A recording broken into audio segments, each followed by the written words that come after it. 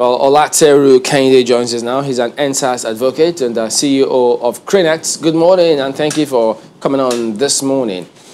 Yeah, a lot is going on. That panel is sitting. They'll require so many people to come forward and come up with a thing or two to see how they can get to some background in terms of what actually transpired. So, in your space, what is going on about all of this at the moment?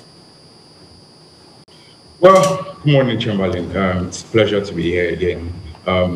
So I think at the end of the day, everyone is taking assessments. Everyone is going back to really look at all that has happened the last few weeks.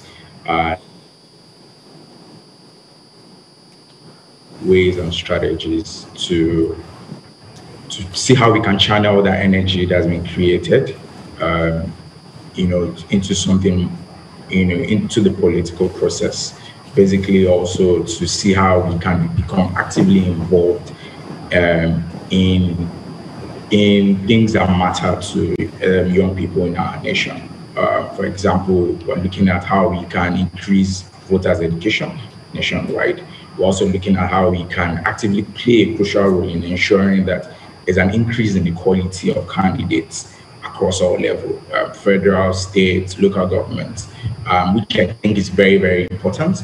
Also, we also have some section of the young people also looking actively to participate in the election process in terms of coming out to become elected, from councillor to local government chairman to House of Rep, basically. And yeah, so and one of the key takeaway we can take away from all of this is the Nigerian young people in Nigeria matter, and we are also passionate about Nigeria, and we want to see Nigeria work.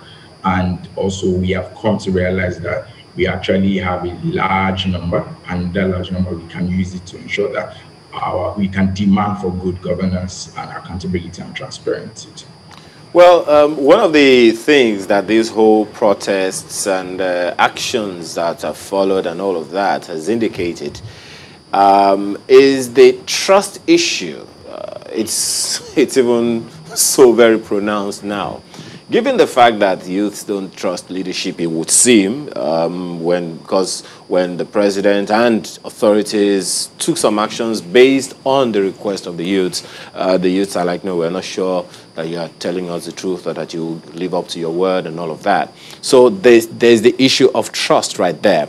But then, given that, Olateru, what's the assurance, or how do we engineer trust among the young people themselves so that when they also vie for offices, fellow young people will trust them, that they will not disappoint? Well, I mean, it's a very good question. And one of the things that we have all agreed on is, which is the general conversation, is we're looking for a common cause that we all believe in.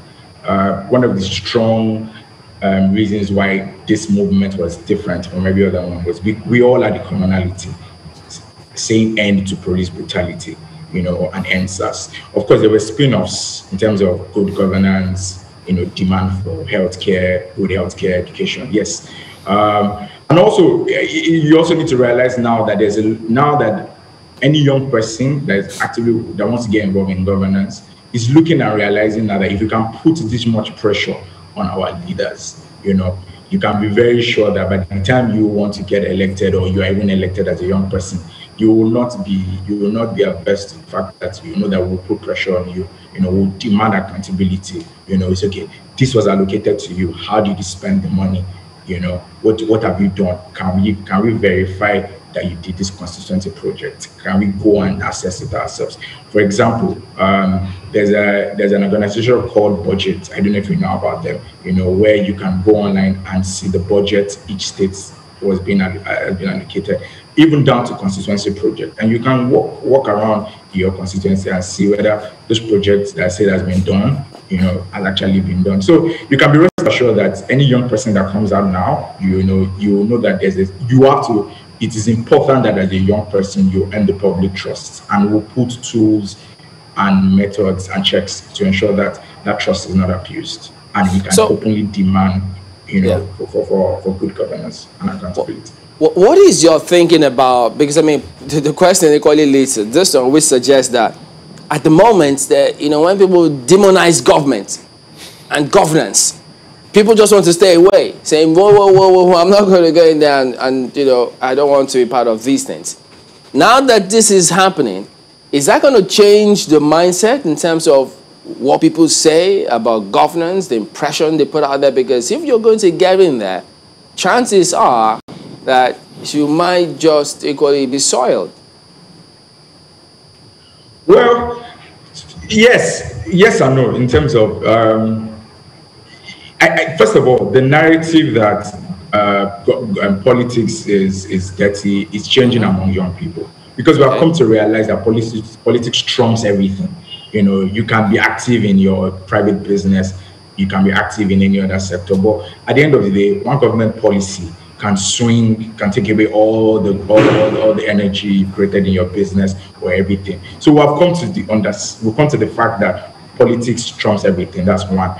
Number two, we are also conscious of the fact that I don't think it is demoralizing. I think we need to build a system where people can have a system of feedback, you know, and I think that's what one of the key things I've taken away from this is, so look, we need to start having feedback.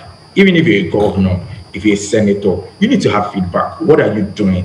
I need to be able to ask you questions. We elected you in that office, so it is our constitutional right to demand feedback. You know, it's just almost like saying, for example, you're a CEO, you have board meetings, you need to give appraisals of what you have done the last quarter or the last year to your board. So, you know, it's almost like, and to your shareholders, you know, so it's almost like, if we elect you as the governor or as a senator or House of Representatives to represent us, we demand at least quarterly, you know, or monthly, give us this is what I'm doing, these are the bills I'm passing, this is how I'm representing you people, you know. So I mean, it's not the gone are those days now where every young person is just docile or doesn't care about anything. We have come to realize that, look, Nigeria is ours, you know, not everybody can relocate, not everybody can go somewhere else, but things must start working in Nigeria. And we're seeing now that our voices matter. Well, I'm not sure how far you want to take that one, because, I mean, this period also has revealed how diverse our opinions are. But coming to that issue you raised about being in government and all, do you think the young people have enough understanding of how the engine of government works? Not just being a government official, but being in government, because many believe that the engine that runs the government, which is the civil service, needs a lot of work. What's the plan, or what's the thinking along that line? I mean, look at when people say that, and I understand where they are coming from, but look at the current set of leaders that we have now. Majority of them came into government at a very early age. You know, and it was that time when there was no technology, you know, access to information wasn't as easy as now as it is. Also, we have a lot of young people doing very, very well in different sectors of the economy. Even in government, I have lots of friends that are aides, technical advisors, you know, holding important positions in government, and they're doing absolutely well. So I don't agree 100% when people say young people are not ready to understand how government works. Yes, of course, we need we need our fathers, we need the older ones to guide us, to mentor us, which is what mentorship is really all about. But that we don't have what it takes, I don't 100% agree with that. All right, then it's a conversation that we'll also should have moving forward a lot more. But we do thank you for your time this morning. Olateru Kehinde, an EndSARS advocate and also CEO of Crinet. Well done. Thank you. Thank you very much.